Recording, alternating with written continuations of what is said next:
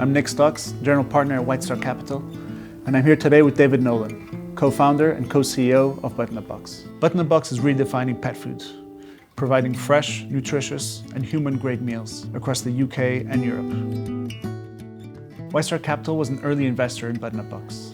From the very beginning, we saw something special, not just in the idea, but in the team behind it. Fast forward to today, they now have over 300,000 subscribers with a presence in 6 countries and have just launched cat food brand, Marrow. Today, we're going to dig into the Butternut Box story, the journey so far, and what's next for this fast-growing business. Dave, great to be here at your brand new offices for Butternut Box in London. Thanks so much for making the time to speak with us.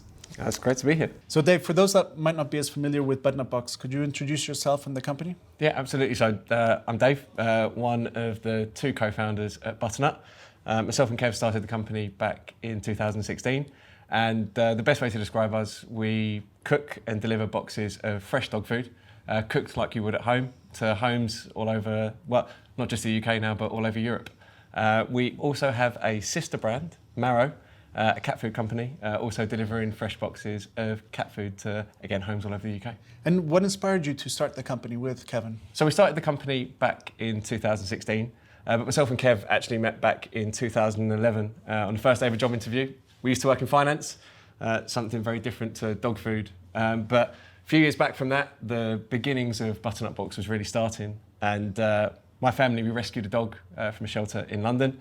And the thing that she's famous for, and the thing that she's known for, she was a farting dog. They essentially came home with a load of health issues from the shelter, but the most notable thing was her chronic flatulence. So Rudy, the farting dog, was the centre of our story.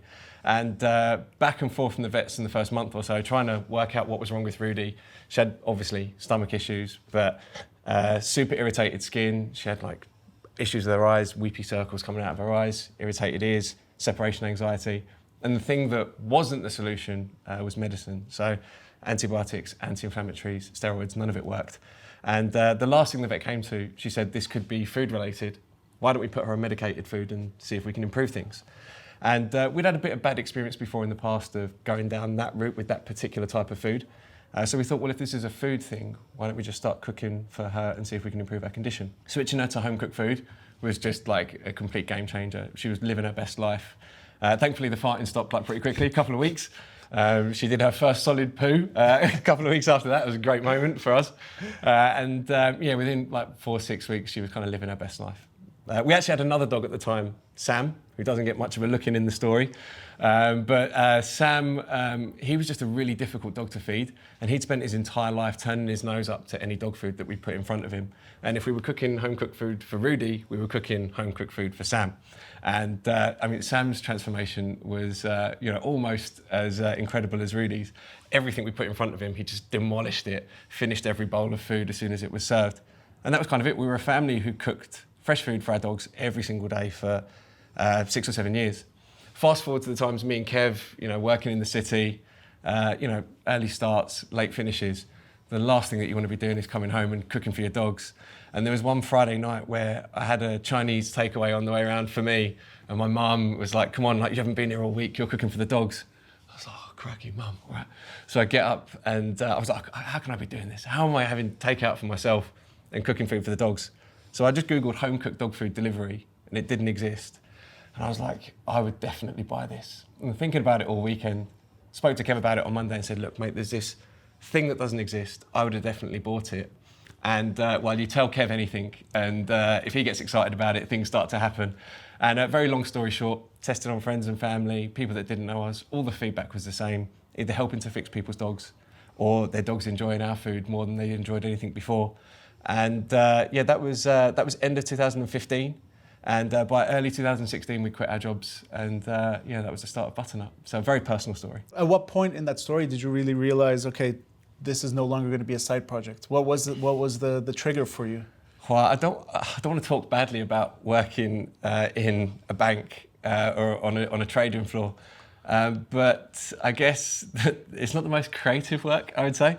And if you're buying shares or bonds or dollars or yen from one bank to the next, it's all the same. And I guess, we were turning up at people's houses at the weekend with these boxes of home-cooked food that we'd made ourselves, written the names of every dog on every single meal, and people seemed genuinely happy to see us and felt like we were putting so much of ourselves in every single box, and it really seemed to mean something to people.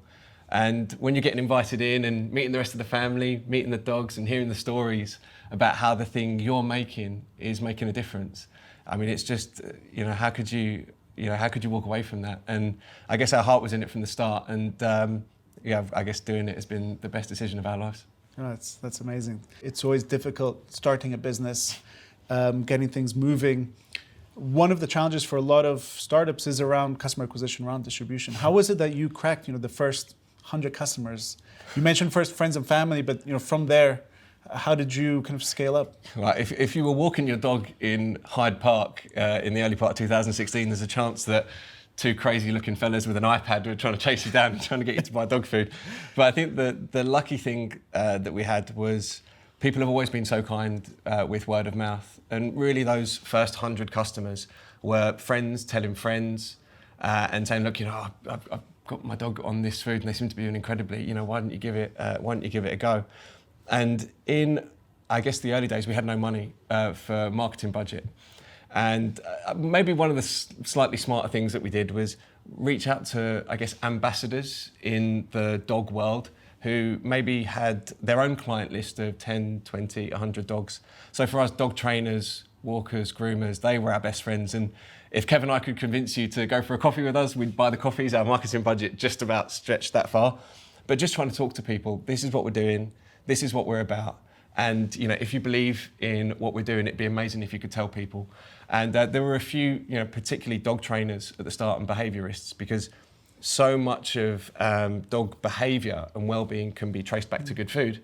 That so often a change in food is recommended to a high quality food as the pet parent can afford. So they were amazing advocates for us in the early days and probably got us from 0 to 100. So if anyone who's watching this is one of those people, we really appreciate you. Now, you just turned 9 years old. I think it was last week. Congratulations. Thanks. For you, what are some of the milestones that really stand out on that journey? It's been some time now. Well, in the early days, I think there's a few things. The whole company is oriented around how many dogs we're feeding. That's the big number that we have up on the wall at all times.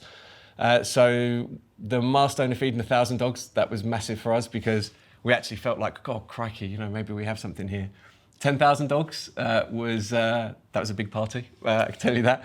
And our North Star target for the first 5 or 6 years in the business was to be feeding 100,000 dogs. And the moment that happened, that was really, really special because that felt like the big, hairy, audacious goal that maybe we'd never get to.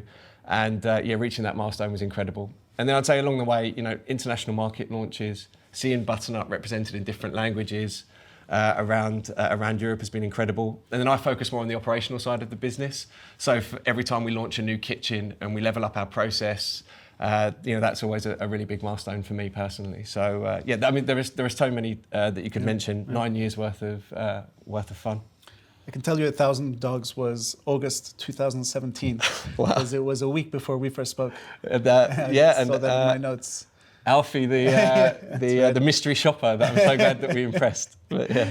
Now, pet food, pet nutrition, the space is very competitive. Quite a few players coming at it with different types of products as well. Fresh dog food in that market, Butternut Box is now the largest in Europe. What do you think's helped you stand out from the competition?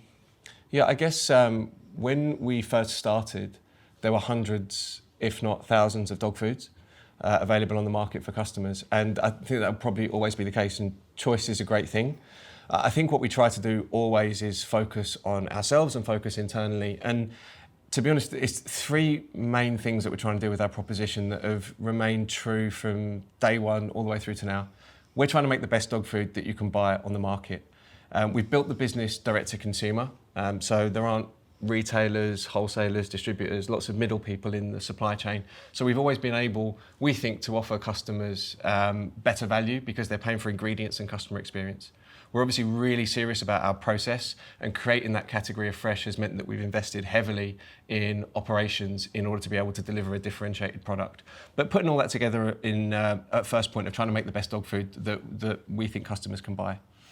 Second point is we try and treat our customers unlike any company treats them for anything in their lives. And that might sound like a bold statement, but if you think about the brands that you're really close with in life, like how much of a personal connection do they really have with you? And you contrast that with our customers, where we own that relationship direct. And a customer comes to us and they tell us everything about their dogs. You know, their breed, their age, their body condition, health concerns, what they're trying to get out of feeding a higher quality food. But then also all the fun stuff like their favorite games, favorite toys. We get endless dog pictures. So when you get in touch with us, despite the fact that we're feeding, you know, a lot of dogs, we can talk to you about your dog as an individual. And if you have the right people inside the company who really, really love dogs and see it as such a pleasure and a privilege to be able to look after that customer, then hopefully we can create something special on the customer experience side. Then the third thing I would say is it's all well and good doing the first thing and the second thing, but if your price is so high that you essentially nobody can afford it, then there's no real point. And we're never going to be the cheapest because of our ingredients and the process, but what we're always really trying to make sure is we're not the most expensive. And you know, sweet spot for us is really to be priced in line with, or hopefully a little bit cheaper than the rest of the premium market, and then hopefully just trying to make it as easy as possible for customers to give us a try. And generally, if customers try us, generally people like it and people stay. And I think, if we focus on those three things, generally that's stood us right so far. You mentioned previously one of the milestones was internationalization, kind of looking overseas. Then, how have you approached international expansion? You know, what have some of the lessons been that you've learned along the way as you've grown out of the UK? Well, I'm not 100% sure we've got everything right, but the first place that we went outside of the UK was to Ireland. And we don't really call Ireland international because Kev is a proud Irishman. That was more our second home market.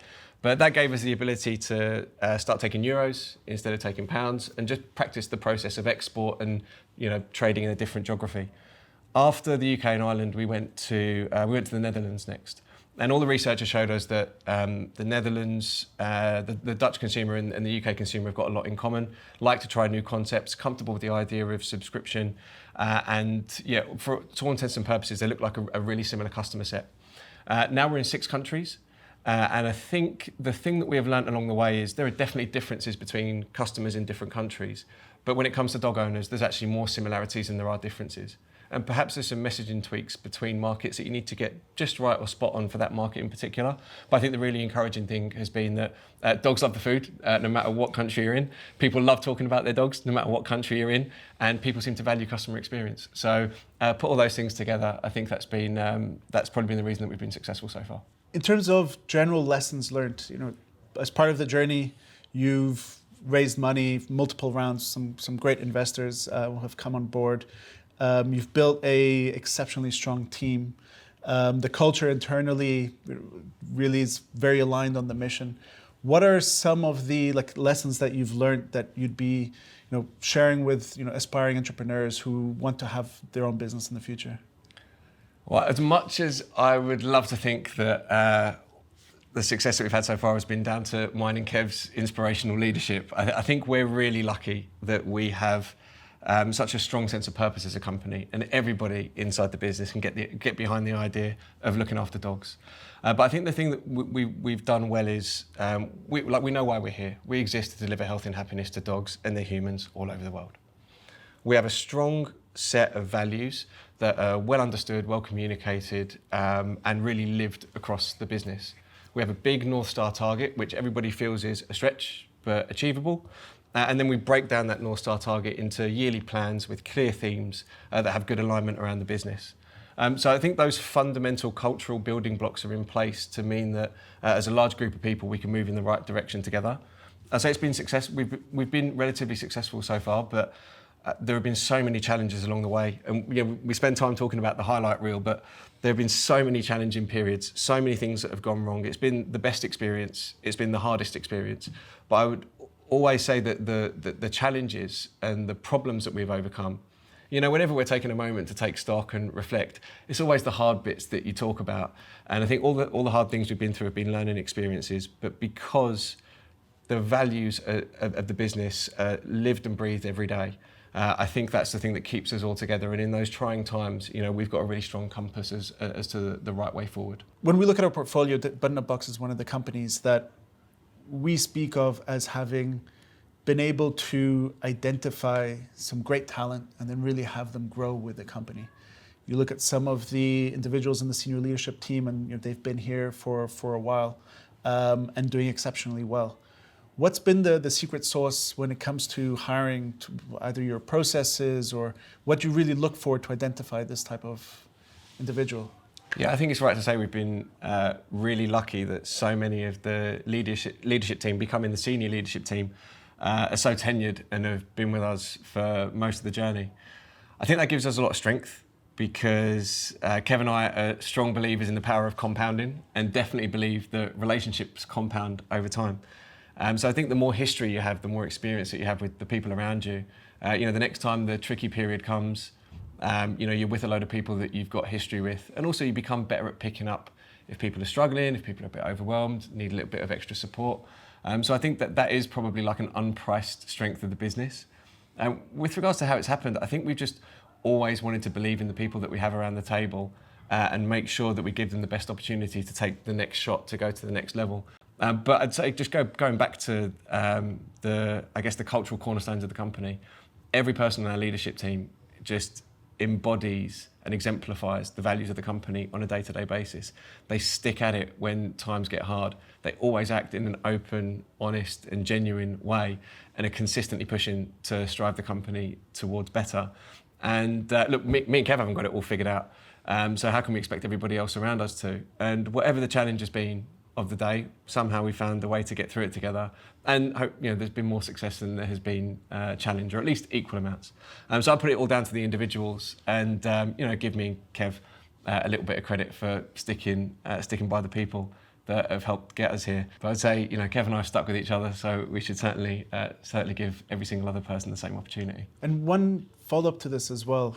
In startup land, especially when it comes to VCs looking at new investments, co-CEOs are a bit of a contentious topic. Red flag.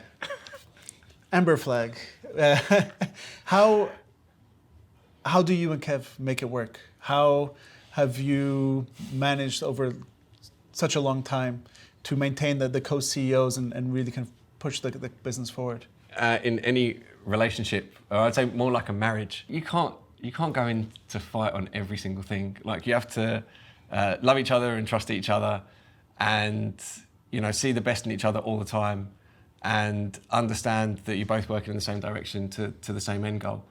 I think myself and Kev have always operated at the highest levels of trust, always with total openness and transparency. I think actually starting in a bank and just CCing each other on everything was probably like a good bedrock for us both to learn about the entire business. But I think what we did well was, in the early days, we split the company essentially in two, with me looking more at the supply side of the business and Kev looking more at the demand side of the business.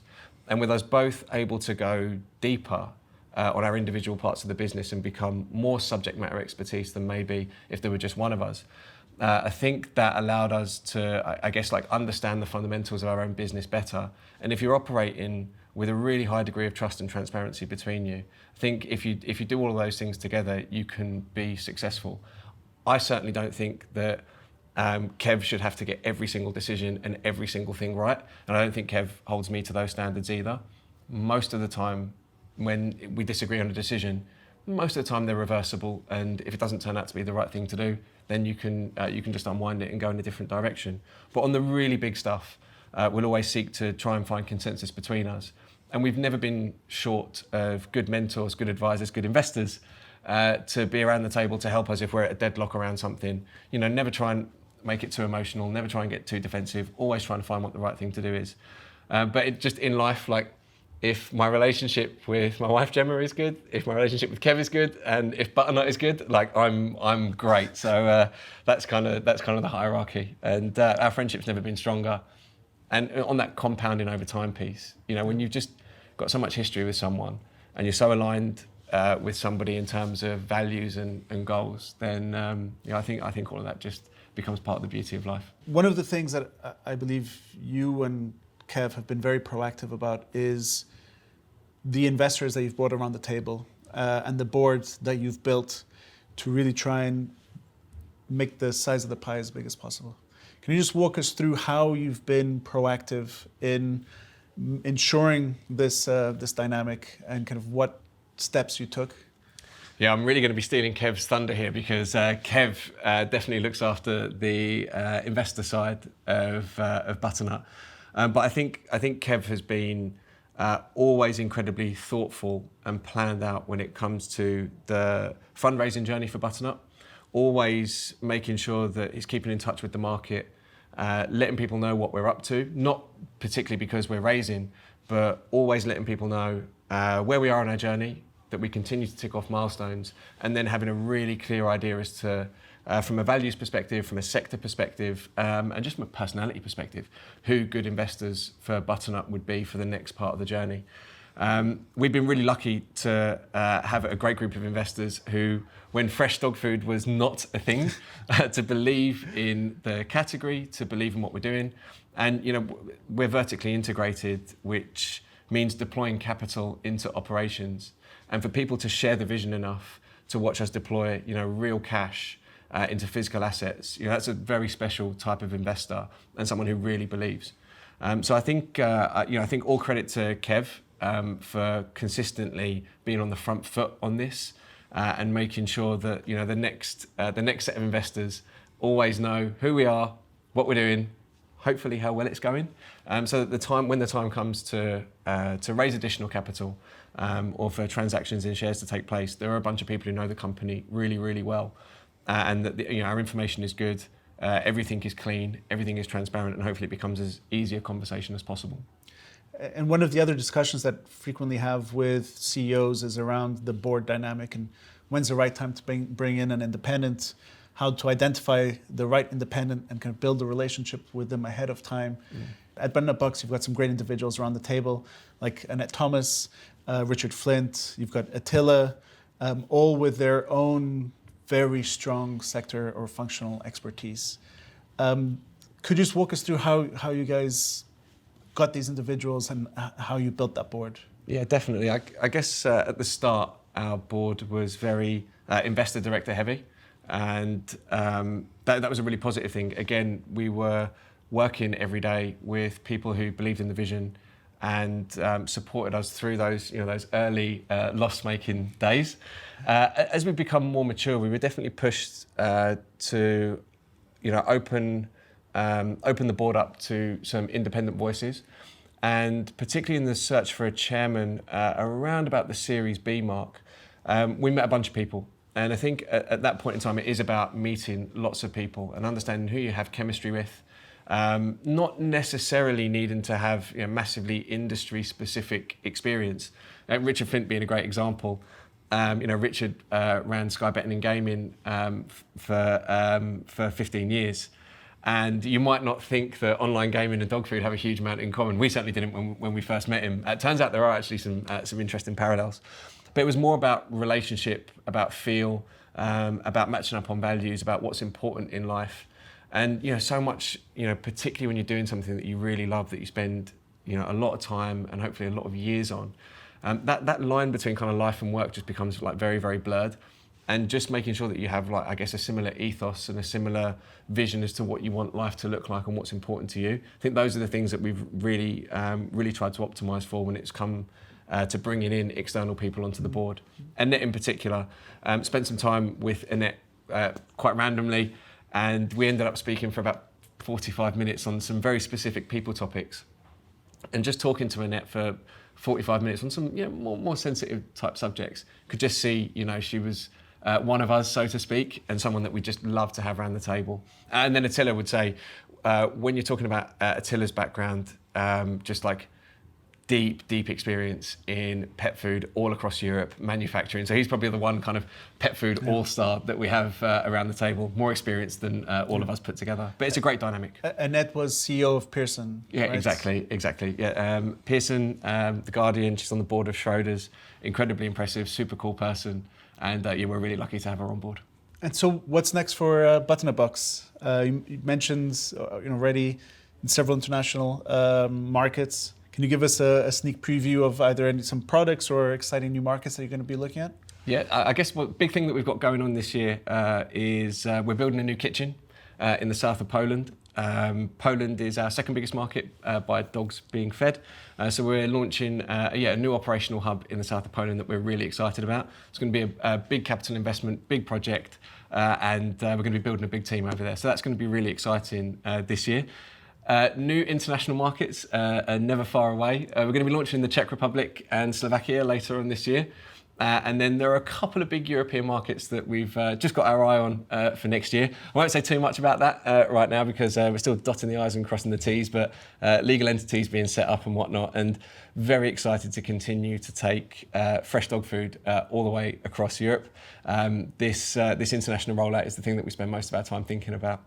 On the proposition side and on the recipe side, we've got some really cool new products that are in the works, some new textures, flavour profiles and recipes that I'm very, very excited to get out the door for customers, and some really cool new snacks and treats that are coming too. But lots of stuff to come. There's never a dull quarter here. It's just keeping up with everything.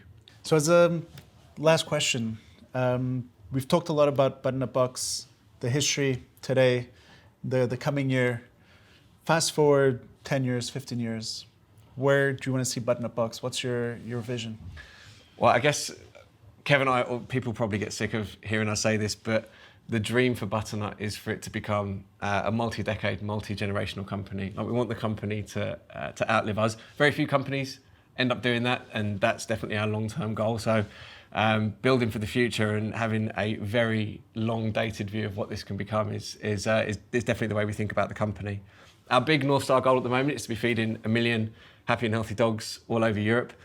We think we can get there in and around kind of the end of the decade. That would be like a monumental achievement. Like I said, when we first started the business, 100,000 was the big number that we had. But to be feeding 1 million dogs, probably in 8 or 9 different European countries, to be one brand across Europe, and to be just a bit of a story about collaboration and success across country divides in Europe, that's something inspirational for us, and that's something that we get really excited about. There seems to be lots of people, over in the US that are, always talking up the US and, go Team USA, and just in our own small way on the European side, we're really excited about being like a positive European growth story. As to like where we go in after that, outside of Europe, I don't know, like east, west, where do we go? As long as it's fun, as long as we're making a difference to dogs' lives, and as long as the thing that has made our culture so special so far, as long as that all still holds true, then hopefully we'll still be the right people to be leading the company and ticking off more milestones as we go. Well, Dave, thanks so much for making the time. Super excited to see how the next few years are going to shape up at Butternut Box, and yeah, looking forward to it. Well, as always, Nick, massively appreciate you, appreciate White Star's support, and we couldn't have done it without you, so really, really appreciate it.